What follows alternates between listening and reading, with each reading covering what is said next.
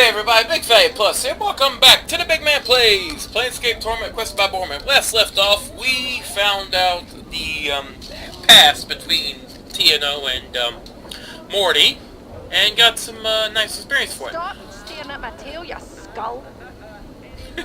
Also, I took the liberty of running to the tailor and having Anna steal, which I had to reload because the first time didn't work, even though she's got a 95% steal chance. I stole her a Bodice of the Godless Priest, which lets her memorize 3 additional first level and 2 additional second level spells, which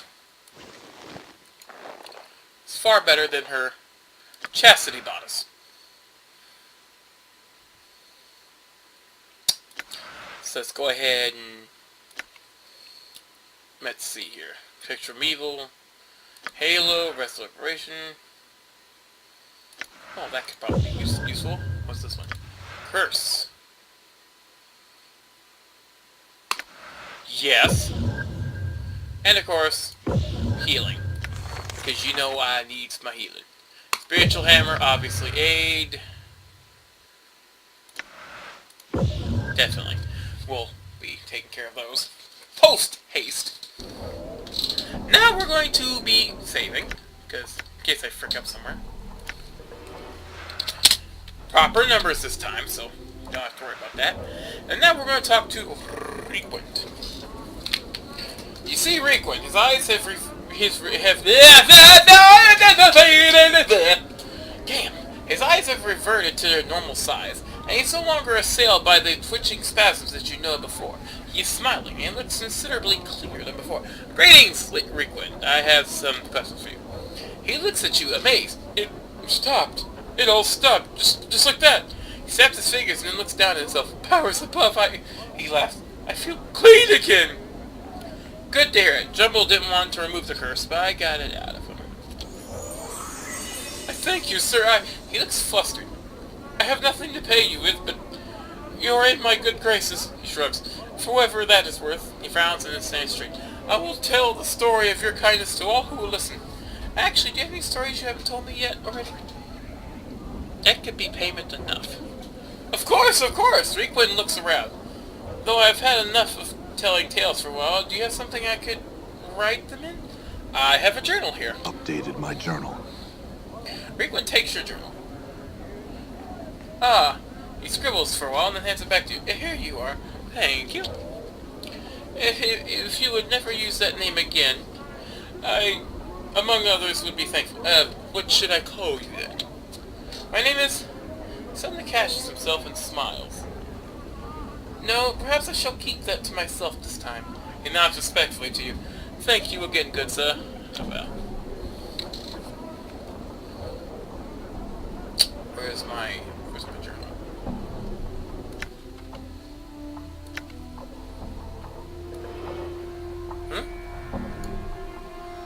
Oh, he wrote a story in my book. In exchange for helping him shed his curse, Requin put all the stories he knew in my journal. The first of the stories was a tale of the Alley of Dangerous Angles, the alleyway near where he'd set up Kip. It used to be a street, but a great fire raged through it one night, setting the buildings and people aflame, leaving just the skeletal frames of the houses and their residents. The broken timbers of the old burnt buildings are what give the alley its name. Apparently, several groups of thugs have now taken up residence there. The second tale was the story of Ingus, the mad sorcerer who was responsible for creating the Alley of Dangerous Angles. Ingus was a powerful sorcerer who had been caught up by one of the last of the great magi, and he burned with the arc, so much so it drove him to burning people and buildings when the urge struck him. One night he unleashed his power on one of the streets in the hive, burning it down and torching the residents. Whether out of revenge or justice, several minor mages in the hive banded together and used their combined knowledge of the art to turn Ingus' body into a conduit to the eternal plane of fire. They hoped the pain would kill him. It didn't. Apparently it just caused Ingus to enter a deep sleep. They probably passed out from the damn pain. Third last tale is a story of Farad. Apparently Farad was a member of the aristocracy in Sigil, but he used his position to bend laws, cheat others, and even condemn innocent men. His acts were so deceitful that it damned his soul to the lower planes when he died. When he learned of this, he became afraid and looked for a way to dodge his fate. Apparently he consulted several seers and was told that he would find a means of saving himself in the trash of Sigil. Farad cast off his position of respect and became a king of rags, sending his gang of collectors to scour Sigil streets in search of something that would set his soul free. But he knows not what it is. That's a little late for Farad. Farad dead now. Let's see. And also, we can talk to Anna about Farad's history. Anna looks at you as you address the interest. Aye, what you want now? Are you okay? And just goes, I wanted to ask you some questions. Won't you ask to stick up Uber sort your questions and Anna's eyes narrow slits. Why are we even traveling with it? We don't need it, we don't.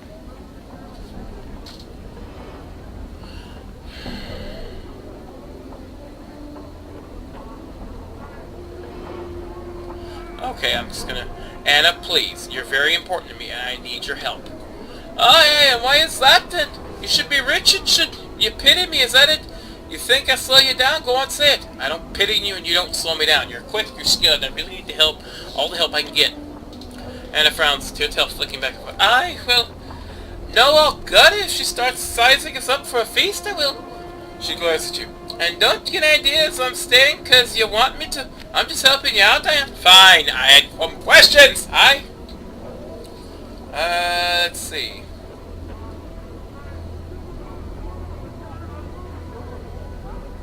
Let's see, I need to ask her the story of Farad. Let's see here.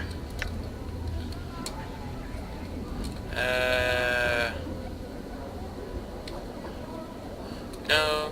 Tell me a little bit about Farad, maybe that's it. Okay, I think I've read that before. Do you know anything else about him?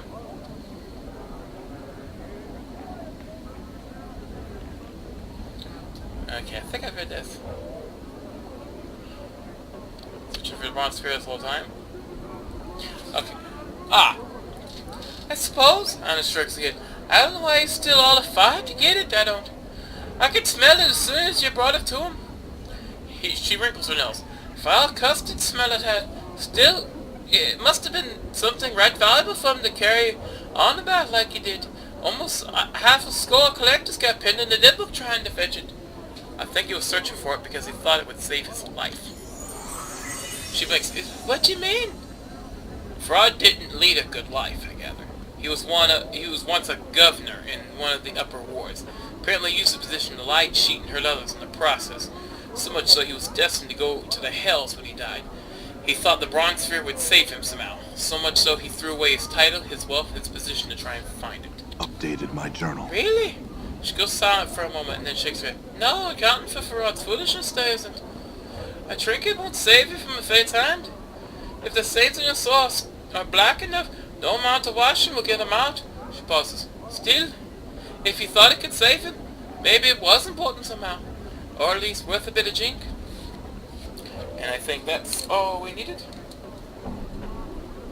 for that. And now, we're going to head to the Smoldering Corpse Bar, which is in the southeast. Because we have someone to finally meet.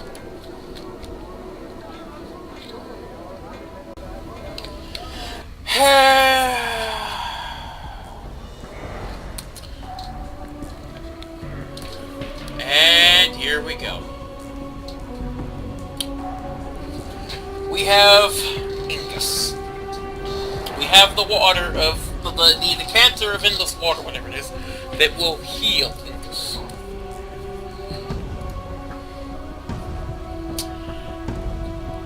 This, you see, here's the thing. There are 3 other characters I could get for my final spot. 2 I have yet to meet. One of them, from reading the walkthrough here, I really want. This guy, I don't. But he does have a use. This cackling, billowing creature twists slowly above the iron grill upon the floor of the bar. may have once been human, but now its skin is charred beyond recognition.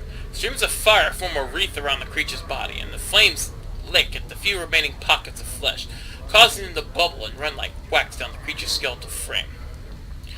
I wonder if this decanter of endless water will do something. You tilt the decanter over the grill and begin to pour. A small stream of ice blue water pours from the decanter and touches the flames of the grill with a violent hissing and a rush of steam. As if in response to this challenge, the decanter seems to lunge forward, falling onto the grill and shattering. Well, there goes the decanter, and that we could have cured a world thirst with that, but nope, we had to drop it. By the hells. Hissing billows of steam and a furious cackling noise rushes from the grill, spilling over you and forcing you to cover your ears and turn away. There's a scream, a cackling, a terrible sound like 100 buildings burning. People screaming, their screams being cut short by the roar of flame and melting flesh. Cover your ears, block the sound. As you put your hands over your ears to block out the sound, you feel a stickiness on your hands, like hot cheese or candle wax. Your ears are bleeding from the sound. You draw your hands back and see them covered with chunks of melted flesh filled with bloody swirls. Try and get out of the bar. You're about to run from the bar, anything away from the sound, when suddenly all falls silent, except for the jagged cackling coming from the grill. You turn. On the grill lies the decanter of endless water, now nothing but shards and steam. Above it the creature, flames still trailing from its body, floating over the bar's floor, and staring at you, his eyes flickering like two torches. I know you. Oh, I don't like you now already, motherfucker! The creature's face splits, charred flesh peeling away from its jaw so that it might speak. Yes. Its voice cackles, burns, roars through the creature's chest, and with every word, flakes of cinder and ash spit from its mouth and drift into the air. You can barely stand to look at the thing. The blazing radiance surrounding it is terrible to behold. Ingus. Yes, long have I slept dreams of flames. I am yours till death comes for us both. Okay. Dreams of... Yes. The creature floats towards you, the air bending from the thermal surrounding it. Long have I slept dreams of flames. Yes, I'm reiterating what he said, I don't care. As if in response, flames curl within Ingus's throat, and a tongue of flame streams from behind his blackened teeth. I am yours, till death comes for us both. We shall see. And oh, good lord, oh! This motherfucker right here. This motherfucker right here. Oh, okay. Yes, he's a mage.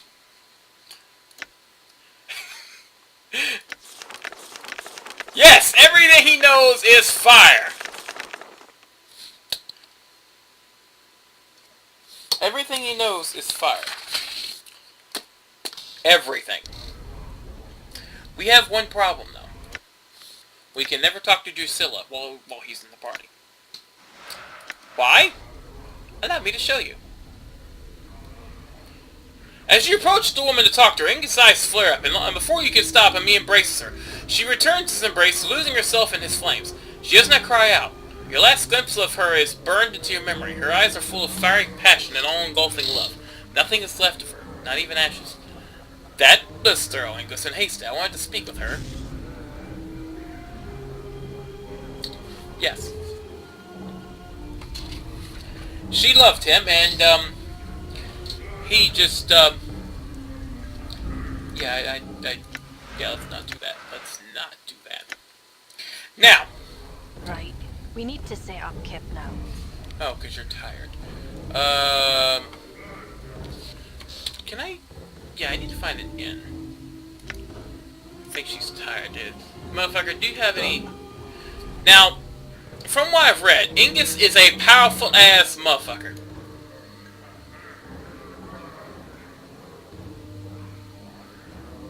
Oh, also, I gotta take care of Guiltspear's issue. Guiltspear actually wanted you to post this handbill. Guiltspear, hey, let me take a look at that. Takes the handbill from you, looks it over. Frowns it, says, alright, tell him I'll put it up. Anything else you wanted? Just a few more questions. Forget it. Need to find out. Now, Let me save and go find a place to rest, because apparently the team needs to rest. And I will be right back as we deal with Ingus. Alright, I've managed to rest. Also, we're going to talk to Ingus. See, here's the thing. Ingus, without giving away a spoiler, let's just say later on in the game here, Ingus is going to cause us some problems. And if he's in the party at that particular point, it's going to cause even... the hell's that smell, my friends? It's going to cause even more problems. So we don't want him in the party. He's actually the least favorable person to be in the party right now. Actually, a lot of people say skip him entirely. But he has a use.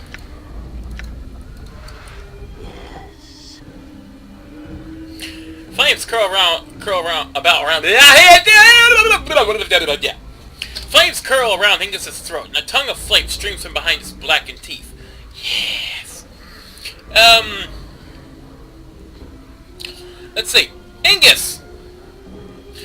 I like that laugh, like nothing else. Want to check and see if you're still with us, so to speak. Ingus, what happened to you make it this way?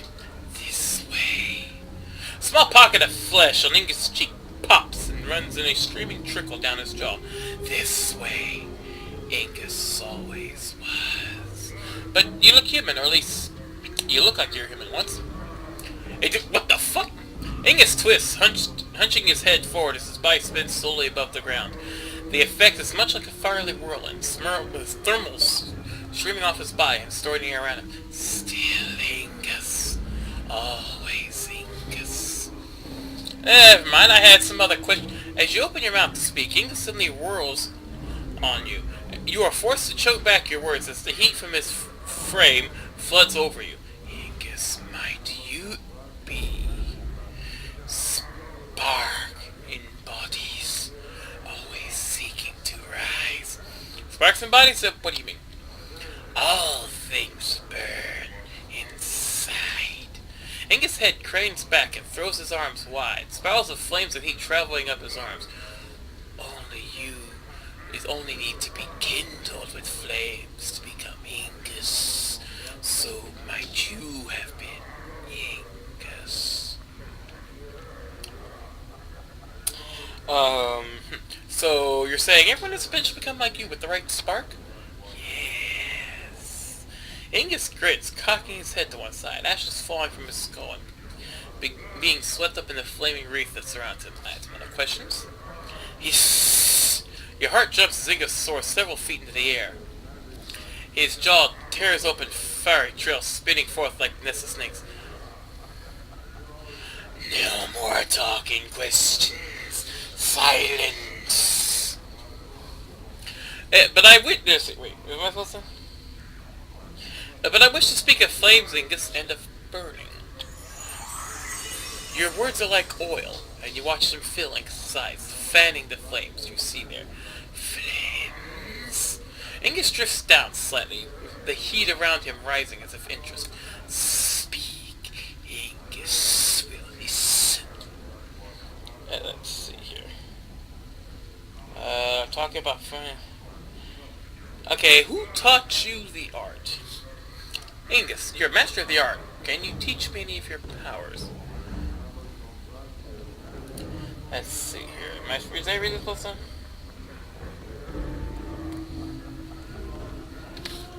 Ingus once knew much, no longer. Ingus burns in suffering. Ingus learns. Tiny flame gusts from his mouth like laughter, and a stream of embers spits forth. Suffer. Learn. I'm willing to suffer for such knowledge. As you are about to speak the words, you feel a crawling sensation in the back of your skull, and you are suddenly struck with the certainty that the knowledge Ingus has to teach may permanently scar you, but you don't know how you know this. Let's see here. I'm supposed to find out...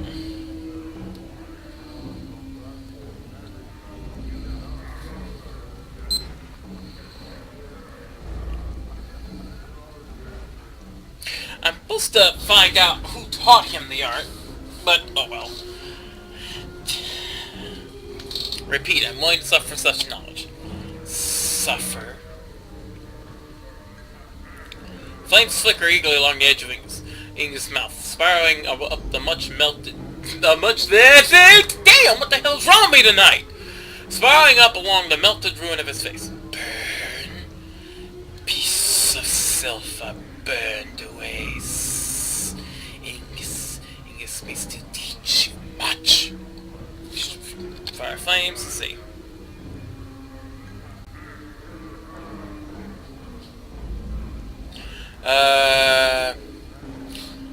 Okay, that one is true. You burn down the alley of things. Let's see. I don't see the option here. I guess I just go down random choices and hope I find one. True, you burnt down the alley of dangerous angles. Angus' face splits, the fire on his corner of his mouth cackling and remelting into charred, sneering red and black pieces. Yes, a dream shall Ingus share. Maybe later. Not burning. Torrent of flames pour from Ingus, and you take a step back, the air bending from the heat.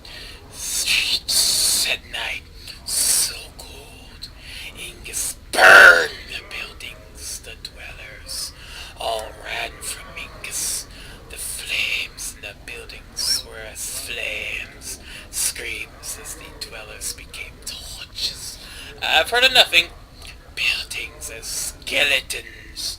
Angles, bodies as skeletons. Reds and oranges and blacks. The flames spreading, casting such light. Ingus, I've heard enough. Ingus' fury dies, the wreaths of flames surrounding him, ebbing somewhat. He seems to be lost in thought, perhaps lost in memories. Ingus was pleased. Speak to fire and flames. What were you doing in Smoldering Corpse Bar? For a moment you don't think Ingus heard you, and suddenly the fire's eyes dim slightly. He gives a soft hiss, cinders and ash dancing at the edge of his jaw. Ingus once knew nothing of flames. Yes. Once Ingus knew nothing of flames. He set small fires, tiny flames, tiny flickerings, small bits of flame. Ingus hisses again, ashes and fiery motes drifting from the ruin of his mouth. The fires grew. Ingus sets fires in their streets, and lit the fires of anger in their hearts. Oh, yes. You speak, but Ingus doesn't seem to hear you. He seems to be somewhere else, as if reliving a memory through his words. Against your will, you stop and listen. They sought to punish Ingus, the small flies from the hive. They wished to see Ingus burn after Ingus set fire to their streets. Tiny magelings, hedge wizards, casters, tiny sparks of magic come to punish Ingus for burning their loved ones. They sentenced Ingus to burn, made Ingus a torch, spitting flame, burning, burning. It was justice, they said. Okay, man, stop doing that shit. It's kind of creepy. Justice. You watch, memorize as Ingus begins slowly turning again, as he did above the grill, the smoldering corpse. But it was not a sentence. There was so much flames and pain that there is no pain. There is light and heat, and the flesh runs its tallow across my bones. And for the first time, Ingus is pleased. Ingus stops his rotation, and his gaze falls upon you. As it does, the fires in his eyes flare, and a charred grin splits his features. The flesh crackling and bubbling as it melts and streams across his face. Ingus wears the face of all hells, of flames, and his next words are spoken like a death sentence, not only for you, but for everyone, everywhere. When the plains burn, and all life is torches, then Ingus shall at last be at peace. Okay.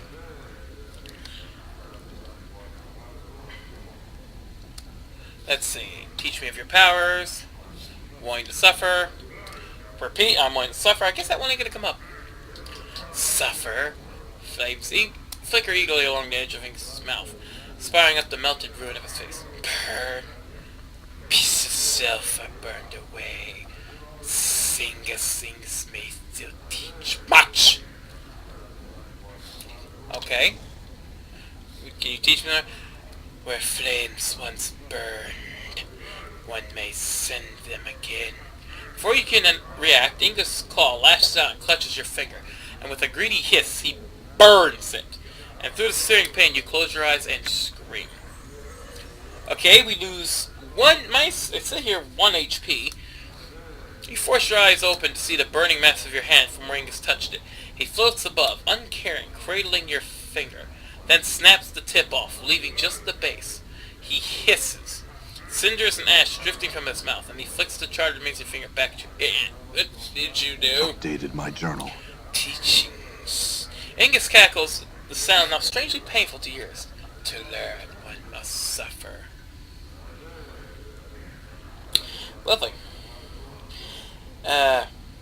Let's see. I wish to learn more. Suffer. Flames flicker eagerly on... Okay. Can I teach more of the art? Okay. Yes. Before you can react, Ingus call latch and clutch your left hand. With a mad cackle and with a greedy hiss, he burns it. And screams, and through the searing pain, you close your eyes and scream. Another HP goes down. More chunk of experience. You force your eyes open and see the burning mass of your hand from which Ingus touched it. Only a blackened stump remains, twitching, blood streaming from it. Ingus seems oblivious to your pain. His attention is devoted to your severed hand, which he is holding admirably like a trophy. Ingus, give me back my hand! That's my wanking hand. Ingus ignores you. He watches flames from his hand circle your severed hand like a wreath, slowly burning last remains of flesh from it, like a sculptor until only the fused bone remains. He gives a long, low hiss, and then flings his creation back to you. You manage to catch it in your remaining hand. You notice the flesh in your severed hand is re-knitting itself, slowly, painfully. Looks like it's regrowing. What did you do? Updated my journal. Teaching. Ingus cackles, a sound now strangely painful to yours. To learn, one must suffer. Let's see here. Now, we just learned 2 spells from him. Ingus Charm and Infernal Orb. And now we can do more things. Wish to learn more? Ingus hurls himself in the air, leaving a hissing flame trail as he rises. No more. Pieces of self are burned away. Ingus, yet no more of sharing will Ingus teach.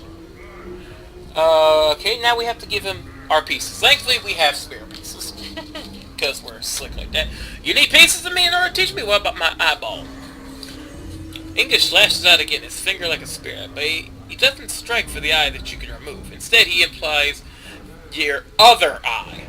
There is no pain for a moment, only surprise, and then you scream as Ingus lets loose a stream of flames into your socket. They seem to eat into your skull. Hissing of burning flesh fills your nostrils, and smoke clouds your vision.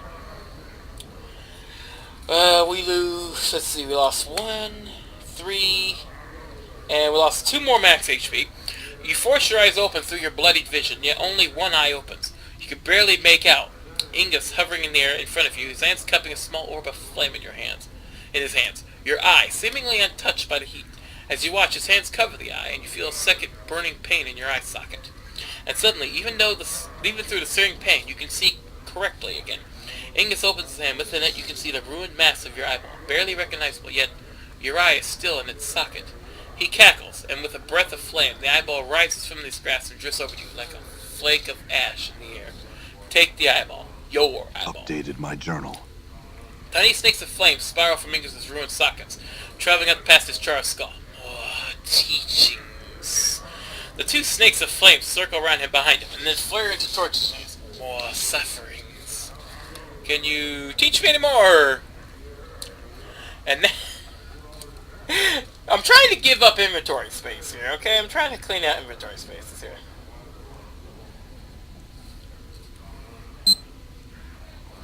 Let's see. 1 second. sorry, I had issues in the family room there. Alright, let's see. We're going to... You need peace of me in order to teach you about to strip of my intestines. Ingus cocks his head as you hold up your intestines. Then he suddenly swoops in and snatches it from your grasp. Holding it, he strings it between two hands like rope, and he... to himself. You watch the intestines stream as he holds them, turning black. You feel slow, burning pain in your abdomen. Ingus strings out the intestines, handspun by handspun, and as he lets each length fall from his grasp, he starts rotating around him like a spiral, snaking in a slow pattern, each portion being roasted by his flames. There seems to be some dancing pattern in the way the flames are touching the strip of intestines, slowly blackening them, until it looks like a long string of charred meat. The burning in your... You quit doing that! The burning in your abdomen makes you wince, but it's nothing compared to the pain you felt when Ingus charred the other portions of your body. You watch your burning guts spiral in Ingus's flames, and then suddenly they gutter out, and they fall into Ingus's hands. He gives a hiss and throws it to you. Much power is immortal soul can take the charred intestines. You hold the charred intestines in your hand. They look like a blackened rope. Ingus hovers above you, tiny motes of ash drifting. Let's see here. Am I able to learn any more from him?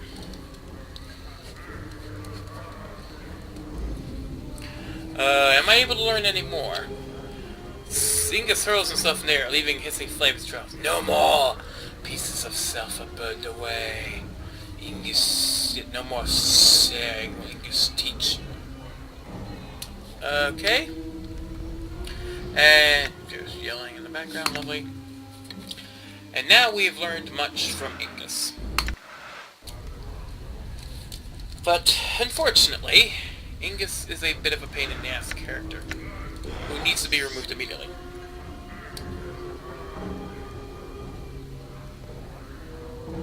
Is there any way I can actually kick him from the party? 5...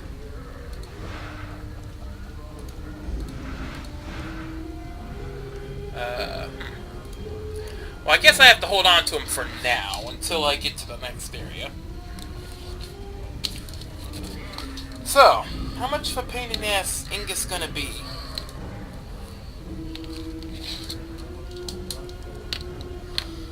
And... pain in the ass. And exactly... what have I gotta do next? Find out next time on the BygMan Plays! Planescape Torment quested by Bormac. Till then, it's Big Fatty Plus, sayonara, and... remember, kids, don't play with fire, because it will burn your ass and force other people to turn you into a flaming torch of pain and suffering that, will turn you into this fucked up mess right here. Also, I don't plan on giving them any kind of inventory items, because it might burn them.